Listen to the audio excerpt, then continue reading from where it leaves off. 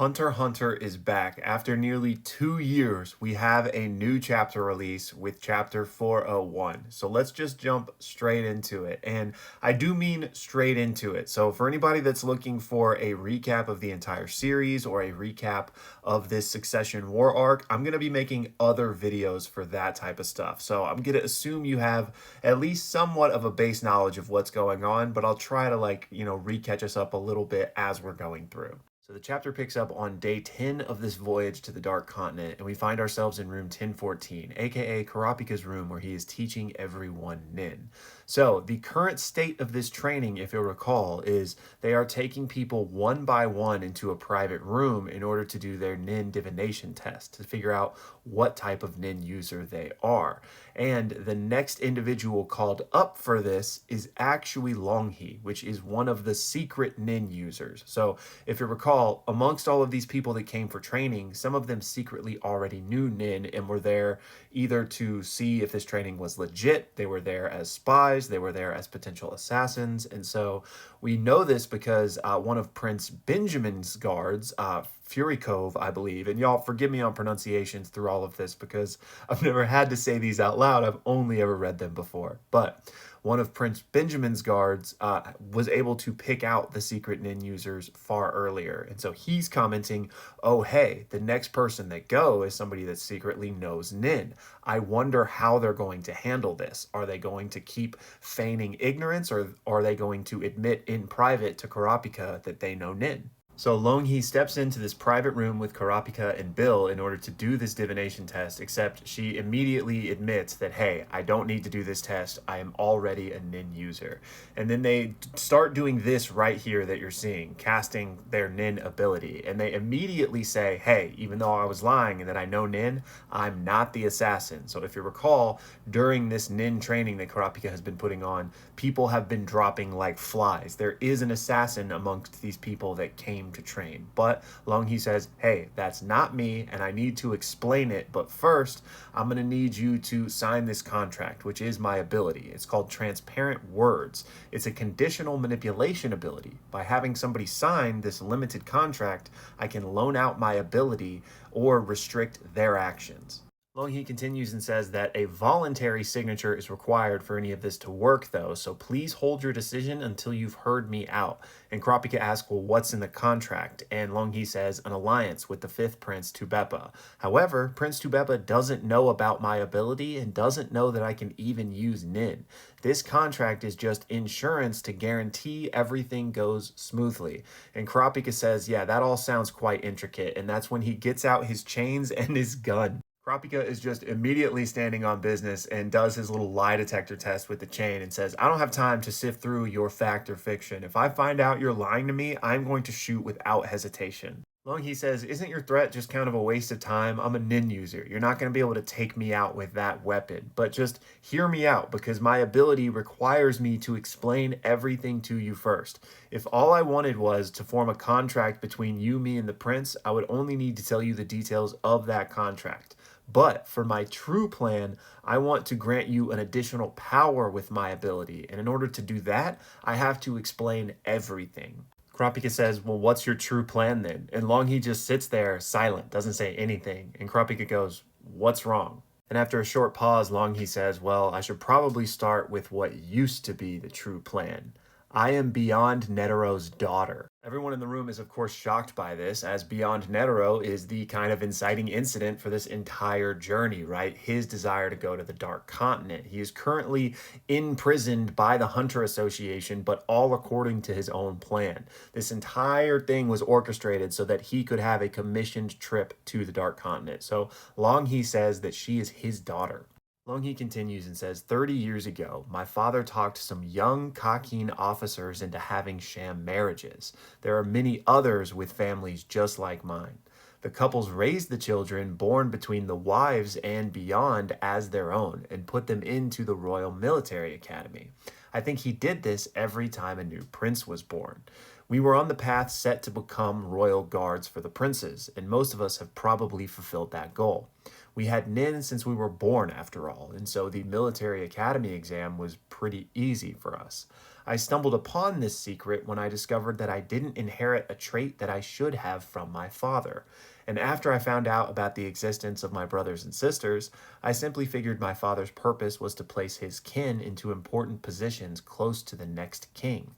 Kurapika says, so that was the original plan. Longhee says, yes, my parents told me about it when they told me about my real father. My other half-siblings don't know this. They weren't told the details of their birth or about each other.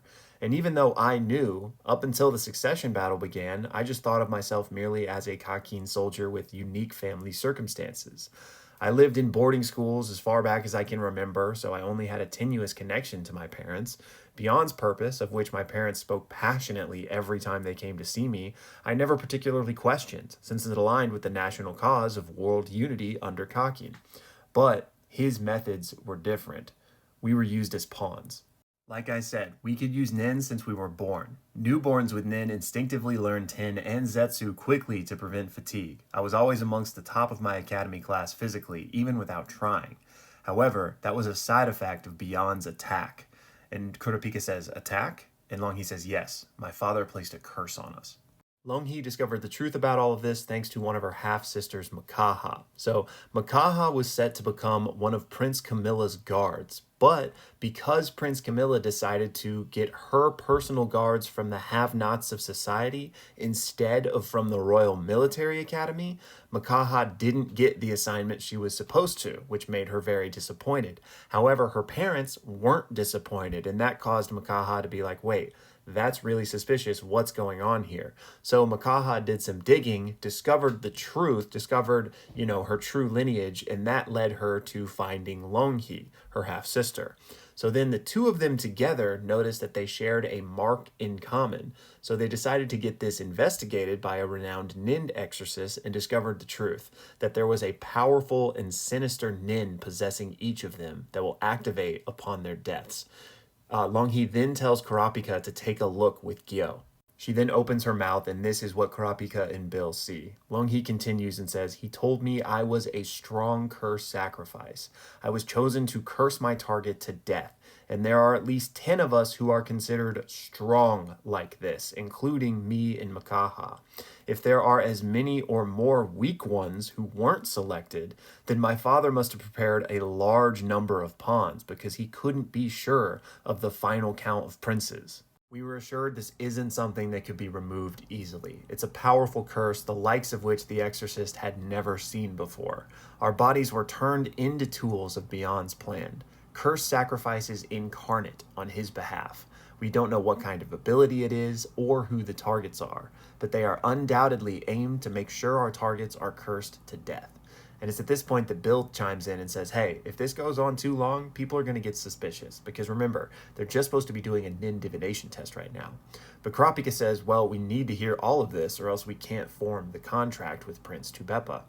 Longhee then continues and says, since Beyond didn't make any moves after Makaha failed to join Prince Camilla's entourage, we don't think our targets are simply the princes we were assigned to. That means we might not have needed to be in the entourage or even in the military at all. Even our life goals were used for our father's schemes. And then Kurapika says, so you don't know who your target is, but you're sure it's a prince. Longhee says, yes, it's only speculation, but I'm sure of it. There are more than 10 strong sacrifices and 14 princes. It simply can't be a coincidence. We just don't know who's going to take out which prince, but Beyond is definitely trying to influence this succession battle. Bill says if he didn't tell the sacrifices, that means either Beyond knows how to activate the curse or he's leaving it to fate as a condition that increases its power. Kurapika says probably the latter. Beyond is in Kakin's innermost circles, so it's likely he just wants the eldest Prince Benjamin to take the throne. Sacrificing a life is necessary for a powerful curse.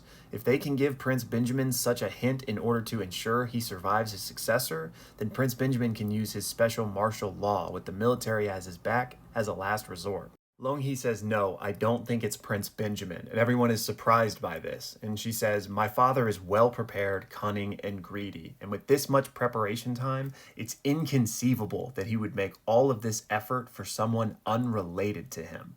Everyone's shocked again, and they ask, then wait, you mean, and Longhee says, yes. One of the princes is Beyond Netero's child. Everyone is, of course, shocked by this, and Bill says, could that really be possible? And Karapika says, Queen Oito, what is the requirement for a prince to participate in this succession? And the queen says, to be qualified, they must be born to Nasubi Hui Gu Ro's lawful wife. And I probably butchered that pronunciation. It's true that there's technically no mention of paternal lineage, but I mean, it couldn't be, right? It's at this point that there's a knock on the door, and everyone outside of this private Nin divination meeting is wondering, hey, is everything okay? You guys are sure taking a while, so we're getting worried. So Karapika comes out and says, hey, no, we're fine. Negotiations are just taking a little bit because we can't agree on the terms of the truce. I'll explain everything afterwards and clear up any doubts anybody has, so don't worry. Then we are privy to the first Prince Benjamin's guard's thoughts again, the same one I talked about at the beginning of this chapter. And he notices that there's no change in aura from Karapika, but surely he must have realized that Longhi can use Nin, that she was a secret Nin user, and thus that she's probably the assassin. So what's going on in there? What are they actually talking about? Karapika then returns to the private room where the Nin divination is taking place, and he tells Longhi to please continue. Longhi says this contract with Prince Tubepa is a truce with Prince Wobel and Queen Oito. Neither side will interfere with or attack either the prince, queen, or their guards, and this will last for a week until 9 a.m. next Sunday, at which point the contract will automatically renew for another week, provided that a representative of Prince Tubepa is present in room 1014. My ability will only activate if your side violates these terms, and the penalty will be a week of forced zetsu. And Karapika thinks to himself that a week of forced zetsu would be quite bad. So he asks, the definition of attack is really vague, because what if we heal or do other acts of support that could be construed as a nin attack? And Longhi says, well, if that was the case, then my ability itself would construe as an attack. So don't worry about that. We won't unilaterally terminate the contract, so long as we don't uncover a malicious act perpetrated by your side against us. And I would never arbitrarily ascribe malicious intent to your actions. Additionally, I have another stipulation, and that is to identify Beyond's child before either Prince Tubepa withdraws or only two princes remain in this succession contest. If it turns out the criteria I set are not applicable to any of the princes, the conditions will be met in your favor, and my ability will immediately activate, granting you your reward. My additional stipulation will expire at the same time Prince Tubepa cancels the truce. But if you are willing to continue the investigation, I promise to write a new contract between us and compensate you in the same fashion. And the reward is you will be granted a one-time use of my ability. Karapika thinks to himself that that's not bad. It's limited and it depends on the situation, but Force Zetsu can be applied with much easier conditions and much less risk than compared to my ability. Also, my chain hasn't moved, so Longhi hasn't lied. But Longhi then continues and says, I want you to make your decision only after hearing this last part though, my current true plan. Longhi then gets real serious and says, if my father's child is among the princes as I expect, then I will kill them myself. And everyone kind of, sternly reacts to that. And Longhi continues and says, if only my father had told me everything, even if my role had been the same, I would have never come to this decision.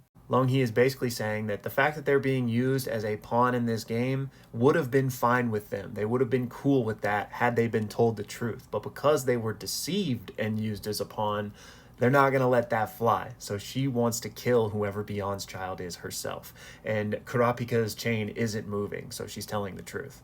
The scene then transitions to Karapika and Longhi walking out of the room, so we don't actually get to see if Karapika signed the contract. We then have Prince Benjamin's guard once again assessing them as they come out. He thinks to himself that there's no evidence that they had a physical fight, and their auras seem to be too tranquil to indicate that they had a nin battle, so they really did just negotiate.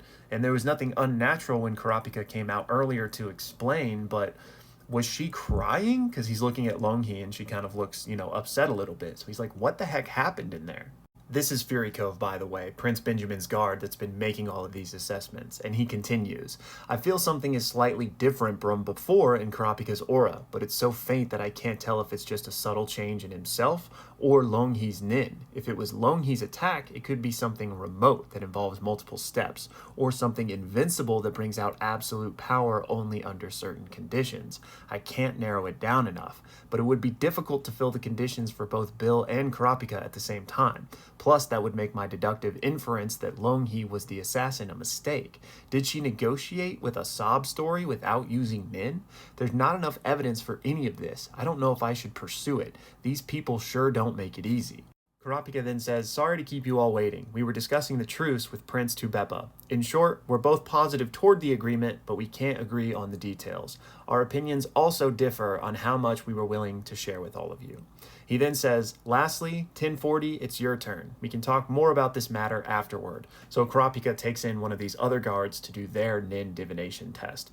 Meanwhile, Fury Cove isn't buying it. He says, yeah, right, this is all an act to balance the interests of the third and fifth princes. Nin 101 behind closed doors. Prince Wobble is safe as long as this system functions. I could expose their conspiracy and demand a suspension of class or disclose the information, but I have little evidence. I won't be able to take them to trial and will just end up strengthening their solidarity. Fury Cove then turns to the other of First Prince Benjamin's guards in this training with him, this character right here, Bobby Mina. I am butchering that pronunciation, I'm sure. But Fury Cove says to him, I'm starting to think we should ask for a change in assignment, don't you think? And Bobby Mina just doesn't say anything to him. And he goes, is something wrong? And he goes, no, nothing. Then the final page of the chapter cuts to Beyond Netero in his jail cell holding a book. And he says, hey, can you get me a new book? And we see that he's speaking to Kanzai, one of the Zodiacs that's watching over him in his prison cell.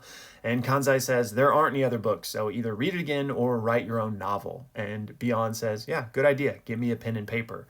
Kanzai says no for security reasons. So you got your own beard and your own blood, just make do. And Beyond says, security reasons. If I wanted to, I could knock your head off with this book that I do have. Kanzai says, got it. Super scared. Got any other requests? Don't hold back. And Beyond says, all right, you know what? You're pretty funny. And actually, I do have another request. There's somebody I'd like to talk to. Can you arrange a meeting? And that's where the chapter ends. Man, it is so good to be back into Hunter x Hunter, man. Especially since JJK just ended. It's so nice to have this kind of soften the blow of that. I just finished my reread of the Succession War arc to prepare for this, and it's just got me so hyped. This is the deepest manga arc that I've ever read. There are so many characters and such depth of information. It's so much to keep track of, but it's just so fun. It's such a great like political spy thriller. So I am so excited to have this back, and it seems, we're not going to count our, chickens before they hatch, but it seems like we've got at least a good half a year of worth of content from Togashi. I think he's done roughly 20 chapters so far, so we're going to be eating good for a while, hopefully to get through the end of this arc, but we'll see. Again, let me know y'all's thoughts on this, and if you are looking forward to a recap or you need any explanations about stuff that's going on in this arc, because again, it is deep. I am probably going to get to making some of that type of content, describing the Succession War, maybe describing the Nin Beasts and all the factions. I don't know. I got a lot of ideas because there's a lot to cover, but in any case, Peak is back, and I am so happy for it. But yeah, that's all I got for this one, y'all. As always, thank you so much for watching, and I'll see you soon.